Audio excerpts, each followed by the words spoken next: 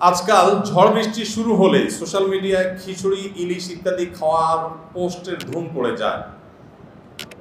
এ বিষয়ে কিছু বলবেন কি? ভাইরা আমার, আমাদের এমন একটা প্রজন্ম আমরা এখন পেয়েছি বা এমন একটা সময় আমরা পার করছি, ভোগবাদ আমাদেরকে এমন একটা জায়গায় নিয়ে গেছে যে এখন মানুষ শুধুমাত্র ফুর্তি করতে চায়। ফুর্তিবাজ একটা প্রজন্ম পেয়েছি আমরা। বিবেক, বুদ্ধি, বিবেচনা, ভালো মন্দ, হিতাহিত জ্ঞান কোনো কিচ্ছু পরোয়া করার সুযোগ নাই, শুধু ফুর্তি করতে হবে। কি করতে হবে? আপনারা সোশ্যাল মিডিয়াতে হয়তো অনেক ছবি দেখেছেন যে দাদা কিংবা নানা মারা গেছে, লাশের ছবির সাথে লাশের সাথে এসে সেলফি তোলে দাগ বের করে। এরকম প্রজন্ম এখন তৈরি হয়েছে।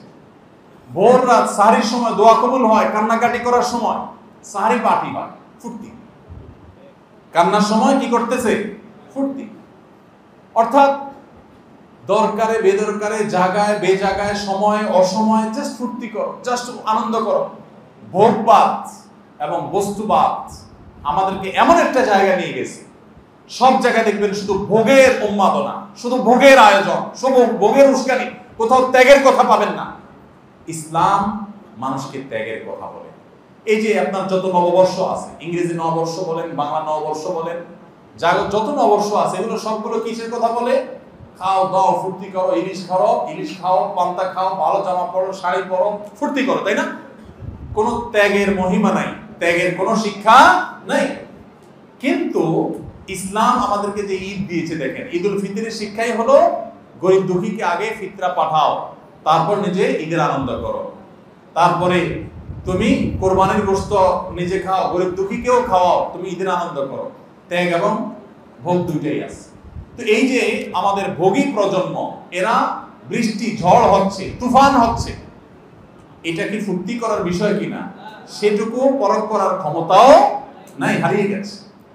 সেটুকু আমাদের সব থেকে দূর হয়ে গেছে। এখন আমরা যেখানে সেখানে ফুর্তি করি। ঝড় বৃষ্টি শুরু হলে সোশ্যাল মিডিয়াতে আমরা দেখতে পাই যে আমাদের অনেকেই ফুর্তি করছেন এটা নিয়ে। প্রচন্ড ঝড়ে গাছপালা সব ভেঙে চৌচির হওয়ার উপক্রম, চতুর্দিকে ভাঙনের আওয়াজ এবং সমুদ্রের তীরে নদীর পাড়ে থাকা মানুষ, গ্রামে থাকা মানুষ, তাদের কষ্ট এবং হাহাকার শুরু হয়। কারো ঘর জবজব করে সেখানে পানি পড়ে, কারো ঘর ভেঙে উড়িয়ে বাতাসে নিয়ে যায়, নানা রকমের সমস্যা হয় এবং জলাবদ্ধতা নানা মানুষের কষ্ট হয়, অনেক মানুষের অসুবিধা তৈরি হয়। যেই ঝড়, যেই তুফান, যেই বৃষ্টি, যেই প্রাকৃতিক দুর্যোগ আমাদের নানা রকমের বিপদ ডেকে আনে, অনেক মানুষের কষ্ট ডেকে আনে, সেটা আমার ফুর্তির কারণ কিভাবে হয়?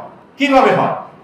আবার সেটা সোশ্যাল মিডিয়াতে আমি প্রচার করছি যে আমি এই ঝড়ে বাসা বসে বসে খিচুড়ি খাচ্ছি, এটা খাচ্ছি, সেটা খাচ্ছি। ওই যে ফুর্তিবাজ একটা প্রজন্ম আমরা পেয়েছি। এখন ফুর্তি করা, যে কোনো মূল্যে আমাকে ফুর্তি করতে হবে, সব মরেসা হয়ে যাক, আমাকে ফুর্তি করতে হবে, এরকম একটা প্রবণতা আমাদের মধ্যে আসছে। আল্লাহ তো আমাদেরকে হেদায়েত দান করুন। ভাইরা আমার, খিচুড়ি খান আপনি, এটা তো জায়েজ কাজ, সমস্যা নাই। ইলিশ খান আপনি, জায়েজ কাজ, সমস্যা নাই। কিন্তু যে ঝড় তুফানে আল্লাহর দিকে মনোনিবেশ করার কথা, আল্লাহর ভয়ে সন্ত্রস্ত থাকার কথা। নবী করিম সাল্লাল্লাহু আলাইহি ওয়াসাল্লাম আকাশে যখন মেঘমালা দেখতেন, তখন অনেক সময় ভয়ে আল্লাহ রাব্বুল আলামিনের দিকে রুজু করতেন, মসজিদে চলে আসতেন, আল্লাহর কাছে পানা চাইতেন। কারণ আদ সামুদ জাতি, এই খিচুড়ি খাওয়া প্রজন্মের সাথে আদ সামুদ জাতির সাথে একটা মিল আছে। মিল হলো, কোরআন খুললে দেখবেন আদ সামুদ জাতি পৃথিবীর ধ্বংসপ্রাপ্ত জাতি, যাদের ধ্বংসাবশেষ এখনো পৃথিবীতে আছে, জর্ডানে আছে, সৌদি আরবের আল উলা নামক শহর, মাদায়েন সালেহ, কোরআনে বর্ণিত শহর এখনো আছে এবং তাদের ধ্বংসাবশেষ আছে। আমার সেখানে যাওয়ার সুযোগ হয়েছে, আমি দেখেছি। ভাইরা আমার, এই আদ সামুদ জাতি, তাদের উপর যখন আল্লাহর আযাব আসছে, তারা ওটাকে এনজয় করছে, তারা ওইটা নিয়ে ফুর্তি করছে। ও সুন্দর বাতাস বইছে, হ্যাঁ, মেঘমালা আসছে, তারা মনে করছে যে আমাদের জন্য বোধহয় ভালো কিছু আসছে, কিন্তু সেটা তাদেরকে ধ্বংস ডেকে আনছে। তো একজন ঈমানদার, তিনি আল্লাহর ভয়ে সন্ত্রস্ত থাকবেন, তিনি ঝড় বৃষ্টি থেকে আত্মরক্ষার জন্য সর্বাত্মক প্রচেষ্টা করবেন, সতর্কতা থাকবেন, অন্যদেরকে সতর্ক করবেন, পাশাপাশি তিনি আল্লাহর কাছে পানা চাইবেন যেন আল্লাহ তাকে ক্ষয়ক্ষতি থেকে বাঁচিয়ে রাখেন। তিনি ফুর্তি করবেন না, সব জায়গায় ফুর্তি করা। এই যে দেখেন চন্দ্রগ্রহণ সূর্যগ্রহণ এটাকে এনজয় করে এখন আজকাল মানুষ, তাই না? দূরবীন দিয়ে দেখে, চন্দ্রগ্রহণকে এনজয় করছে। এই কথাগুলো বলাটাও এখন এমন একটা পর্যায়ে চলে গেছে, আমরা এমন লেভেলে চলে গেছি যে এগুলো শুনলে মনে হয় সেকেলে পুরান কথাবার্তা কি বলে। ভাইরা আমার, আল্লাহর আযাব বা গজব যখন আসবে, প্রতিদিন আসে না, প্রতি বছর আসে না, যখন আসবে এরকম অবচেতন অবস্থায় আসবে। আল্লাহ রাব্বুল আলামিন আমাদেরকে হেদায়েত দান করুন। ভাইরা আমার, ঝড় বৃষ্টি শুরু হলে আল্লাহর কাছে পানা চাইতে হবে, দোয়া করতে হবে। আপনি ভালো করে রান্না করে খান, সেটা আপনার ব্যাপার, কিন্তু সোশ্যাল মিডিয়াতে প্রচার করছেন, আপনি এনজয় করছেন বিষয়টাকে, এটা একজন মুসলমানের ধ্যান ধারণা, তার বিশ্বাসের সাথে যায় না। আল্লাহ আমাদেরকে বোঝার তৌফিক দান করুন।